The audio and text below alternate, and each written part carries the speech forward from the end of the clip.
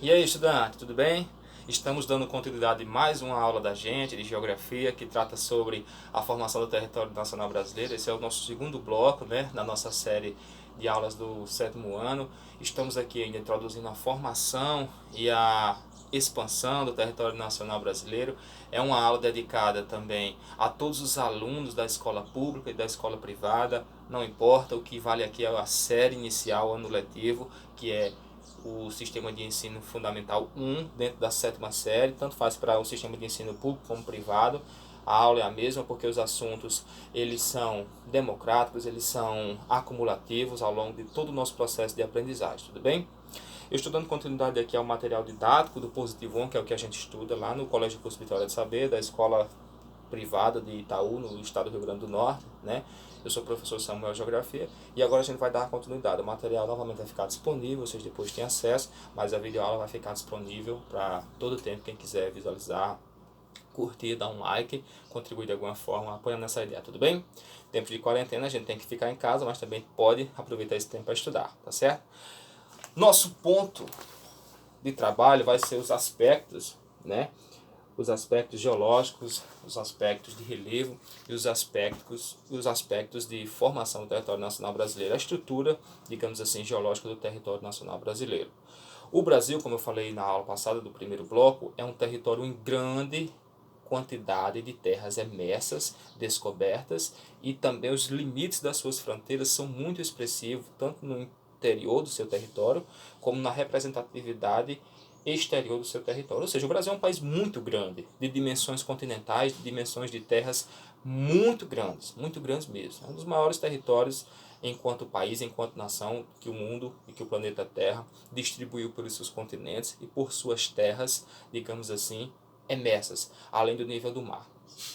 Então, a gente vai dando continuidade aqui. A estrutura geológica do Brasil, como vocês podem ver aqui, né? O Brasil, a sua representação territorial é quase que o continente sul-americano inteiro. Né? Boa parte do território que existe do continente sul-americano é representado pelo país, pelo Brasil, pelo nosso conhecido e querido Brasil. Né? A estrutura geológica brasileira, ela demanda um entendimento geológico do passado. Em torno aí, a gente vai voltar no tempo, fazer uma viagem do tempo em torno de 20, 40 até 60 milhões de anos, período pré-cambriano, né, da Idade Cambriana. Então é importante que nós tenhamos esse conhecimento, tenhamos essa base arqueológica, tenhamos essa base geológica, tenhamos essa base intérprete de como se formou. Né? São processos do interior da Terra, de forças colossais do interior da Terra, processos endógenos do interior da Terra, as chamadas placas tectônicas, em seus movimentos sobre o manto, o seu substrato pastoso, a sua dinâmica de se movimentar, ora vai e vem, ora convergente, ora divergente. Então, elas são as grandes responsáveis por dar origem ao relevo brasileiro, nesse choque de placas, nessa divergência de placas, nessa subducção de placas, uma placa entrando dentro da outra, uma forçando, empurrando a outra, né? Faz com que algumas bordas do território nacional brasileiro, como por exemplo a Cordilheira dos Andes, que fica vizinha ao Brasil, tenham estruturas geológicas de dobramentos em picos muito altos, né? Diferente do Brasil, que está dentro do interior de uma placa, né? Mas mesmo seus movimentos fazem enrugamentos dentro do interior do território nacional brasileiro. Né? Nós temos algumas estruturas de cristalino e de sedimentar. São conceitos da geografia que servem para entender os processos da geologia brasileira, que é a forma da Terra, digamos assim, né? A geomorfologia e também a geologia. Que a geologia é a estrutura da Terra, a geomorfologia o estudo da forma dos relevos terrestres. Tudo bem? Então nós vamos avançando. Nós temos alguns conceitos básicos da geografia em processos geológicos, geomorfológicos, que servem para que a gente entenda a estrutura brasileira. Nós temos aí três conceitos: os crátons, né, os dobramentos antigos, e nós temos as bacias sedimentares. Cráton é basicamente um terreno cristalino, um terreno rochoso, firme, duro, concreto, digamos assim. Bote aspas nessa palavra duro, mas é para representar e ser mais didático com todos vocês que estão aí por trás dessa tela. Os dobramentos antigos são dobramentos, enrugamentos, digamos assim, da superfície terrestre, né? São dobramentos, o próprio nome já faz jus ao conceito, muito antigos, que datam aí de em torno de 20, 40, 60 milhões de anos, né? Que fizeram com que boa parte da superfície terrestre do território nacional brasileiro ele se enrugasse, se dobrasse, de maneira que fosse basicamente uma deformidade do seu terreno, ou uma forma dada ao seu terreno. Tudo bem? As bacias sedimentares são responsáveis por compactação de diferentes tipos de rocha ou diferentes tipos de solo dentro da estrutura rochosa que se formaram ao longo de milhares de anos pelo desfragmento e pelo transporte de sedimentos de outras áreas até então erodidas e que foram acarreladas e depositadas em outros terrenos. Basicamente uma montanha que se desintegrou em pequenos fragmentos ao longo de milhares de anos pelo vento, pela chuva, pelos processos erosivos, até pela compactação do próprio terreno, que desprenderam materiais das rochas, digamos assim, de rochas montanhosas ou montanhas rochosas, que se foram depositando ao longo do terreno em torno, ao redor dessas regiões montanhosas para regiões depressivas ou sertanejas, digamos assim, regiões de maior terreno aplanado, né? E foram se depositando, outros materiais foram vindo por cima, outros materiais foram desfragmentados, arrolados e carrelados e foram ficando por cima, isso tudo sendo compactado pela chuva, pela pressão, pela temperatura interna da terra e pela temperatura externa da terra, e foram formando novos terrenos e compactando outros e prendendo materiais, muitas vezes materiais orgânicos, materiais vegetais, formas de vida animal e vegetal e até mesmo humana foram se compactando e se solidificando a ponto de se fossilizarem, muitas vezes, né?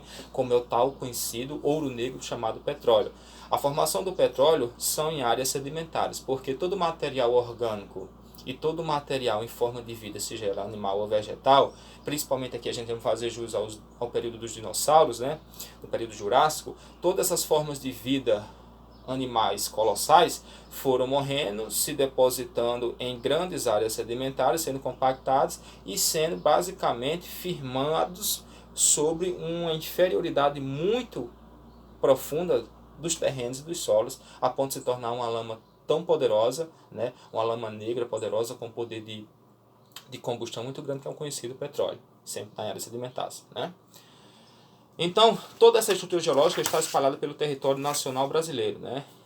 Formando, digamos assim, grandes estruturas, grandes infraestruturas que servem para todo o processo de produção industrial, como a indústria de base do Brasil, a metalúrgica e a siderúrgica, né? Que trabalham com materiais pesados, como por exemplo, se a gente for lá para o norte do país, no Pará, né? Na Vale do Rio Doce, a exploração que a Vale faz da região com grande quantidade de ferro no Pará, a gente vai ter aqui uma grande representatividade desse exemplo que eu acabei de dar, que trabalham com ferro, materiais pesados da indústria base, a Vale do Rio Doce, né? Nós temos, por exemplo, alguns exemplos como a cidade de Marabá, nós temos a cidade de Paruapebas, né? São cidades que se desenvolveram basicamente subsidiadas pela economia do ferro ali em torno do Pará, com a exploração de ferro em grandes quantidades, montanhas de ferro praticamente, com grande material de fosfato de ferro, tudo presente ali, os derivados do ferro também, né? Que são origens de outros materiais pela própria quantidade de ferro ali explorado. Então nós vamos avançando, né? O Brasil é conhecido como um grande produtor de petróleo também, principalmente pela sua grande descoberta, que foi o Poço do Pré-Sal, né? Boa parte dessa polêmica em torno do pré-sal é a divisão de lucros, digamos assim, a repartição desse tesouro inteiro de maneira econômica para que todos os países do mundo assistissem, né, o Brasil ter essa divisão e essa exploração de riqueza. É tanto que teve uma polêmica entre os estados do Brasil para repartir todo esse tesouro escondido nas profundezas do Oceano Brasileiro, na costa do Rio de Janeiro, praticamente, né? Mas o Brasil também tem grande exploração de petróleo em terras, em próprio continente, como, por exemplo, Mossoró, no Rio Grande do Norte, né? Boas partes, digamos assim, das terras ali potiguares, elas têm grande quantidade de petróleo na região do Alto Oeste Potiguar, que é a tromba do elefante, digamos assim, daquela região, daquela mesorregião, que divide o território nacional potiguar e o território estadual dentro do próprio Brasil, tá certo? Eu vou avançando aqui no nosso material, né? Vocês podem ver que agora nós vamos dentro da estrutura da forma de relevo brasileiro, né? O relevo brasileiro ele precisa ser analisado de uma maneira bem particular, e eu trago aqui a grande contribuição que o professor Jurandir Ross nos deu ao longo dos seus anos de estudo como grande professor. Fica aqui a homenagem a ele dentro dessa aula de geografia, a que ele fez tanto renome para que a gente pudesse ter uma ciência mais concreta, mais comportada. O professor Jurandir Rosa dividia basicamente o Brasil em 3 formas de relevo tão conhecidas, né? O material aborda todas elas aqui, que são os planaltos, as planícies e as depressões, né? Então ele delimitou alguns conceitos para que a gente pudesse abordar os planaltos, né? Para a gente pudesse abordar as depressões e também as planícies. Então basicamente ele dividiu o território nacional dessa forma, né? Dividindo alguns pontos estratégicos, classificando em planaltos, planícies e depressões. Vou dar o exemplo de cada uma dessas divisões aqui, tá certo? Você tem o planalto da Amazônia Ocidental, né, que é essa regiãozinha aqui, basicamente marrom. Você tem dentro das depressões a depressão do Amazonas Ocidental, estou dando o exemplo do Amazonas, que é uma região, digamos assim, muito conhecida e também a maior do Brasil, né? Essa regiãozinha amarela, né, como vocês podem ver no detalhe aqui. E nós temos também as planícies, a planície do rio Amazonas, que é basicamente o seu leito fluvial por onde corre o rio Amazonas, né? Que é essa parte em verde aqui que vocês estão vendo, né? Então essa é uma classificação, uma divisão de terras de acordo com a estrutura de relevo que o Brasil possui, que serve para que a gente tenha um entendimento dos processos que formam o território nacional brasileiro, tudo bem? Agora eu gostaria de trabalhar um ponto específico com vocês. A gente trabalha muito com terras, a estrutura geológica, mas é preciso que a gente tenha um entendimento também sobre as bases hidrográficas do Brasil, porque a divisão de bacias hidrográficas, esse conceito que é uma área no entorno de todo um relevo que drena toda a captação de água ali que acontece e escorre formando lagos, rios, leitos de rios, nascentes, foz. Todo esse terreno em torno se chama bacia hidrográfica. E é justamente o relevo quem faz esse grande divisor de águas. O relevo é um divisor de águas, né? E que faz todo o processo de formação de uma bacia hidrográfica. Eles são muito correlatos, eles são muito relacionados a isso. Então, compreendendo a estrutura de relevo, você também compreende a estrutura hidrográfica do Brasil, né? A estrutura geográfica do Brasil, geológica e hidrográfica do Brasil tem grandes classificações também. Por exemplo, se a gente analisar aqui, a apostila traz o Sistema Aquífero Grande Amazônia, que é o SAGA, né? Essa sigla SAGA, né? Sistema digamos assim, quantidades de águas que são, digamos, introduzidas, entre aspas, boto muitas aspas, dentro da estrutura geológica brasileira. São águas, poços d'água, aquíferos, são grandes rios dentro do processo geológico da Terra. Basicamente, minha gente, são acúmulos de água dentro do solo terrestre. Dentro do solo terrestre, nesse caso aqui brasileiro. Nós temos aquíferos. Aquíferos são grandes câmaras de água introduzidas dentro do solo, dentro dos terrenos, dentro das estruturas geológicas dos continentes, dos países, que formam e captam a água que está nas terras emersas, na superfície terrestre aflorada pelo contato da atmosfera com o próprio terreno, né? E acumulam-se verdadeiras quantidades de água. Assim como tem água fora da Terra, também tem boa parte dentro da Terra, né? Processos endógenos que fazem com que a porosidade do solo infiltre a água escorrida pelas chuvas, pelos lagos, pelos rios, pelos açudes, por todo tipo de acúmulo de água que esteja na superfície e se acumule. Nós temos também o aquífero Guarani, que é um sistema de aquífero que rodeia a parte sul do país, né? A apostila sempre traz esse exemplo aqui, ó. Esse é o sistema aquífero amazônico, né? E esse é o sistema aquífero Guarani, tudo bem? Passando aí o sistema aquífero Guarani pelos estados de Mato Grosso do Sul, do Paraná, Santa Catarina, Rio Grande do Sul e países extra fronteiras internacionais, no caso a Argentina e o próprio Paraguai.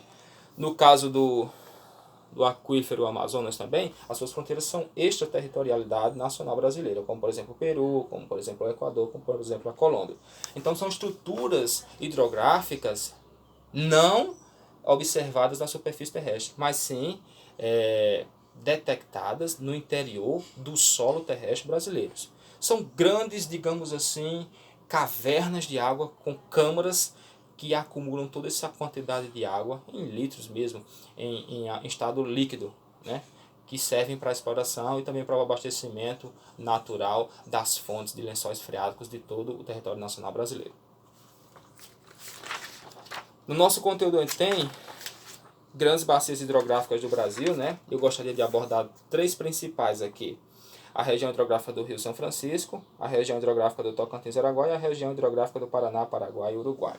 Essas 3 aqui eu gosto de dar uma ênfase especial porque eu conheço as 3 de perto, né? A bacia do Rio São Francisco ela compreende todo o Nordeste, né? Nascendo ali em Minas Gerais e correndo por todo o Nordeste de maneira verticalmente, subindo o território nacional e desaguando lá nos estados de Sergipe e Alagoas, né? Tem um caráter especial porque abastece em torno aí de 20 milhões de brasileiros que estão dentro da região Nordeste, pela dessedentação animal, também pelo fornecimento de água para as plantações irrigadas, para o próprio consumo interno e também na geração de energia, como a hidrelétrica de Paulo Afonso, lá na Bahia, né? Então, é uma fonte de riqueza, uma fonte de sobrevivência humana e de produção de riquezas que se desenvolvem através de economias endógenas ligadas a isso.